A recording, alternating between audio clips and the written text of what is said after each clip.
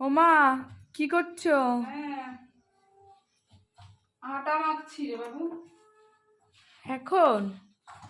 হ্যাঁ, আটাটা মেখে রেখে দিই, কারণ রাত্রে রুটি করতে হবে তো।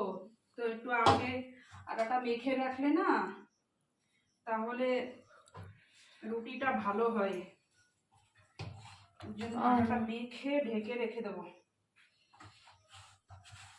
কি গরম লাগছে!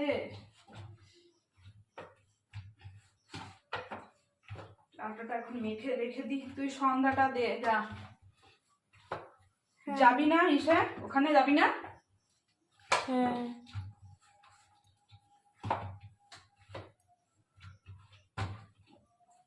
মেখে ঢেকে রেখে দেবো, তাহলে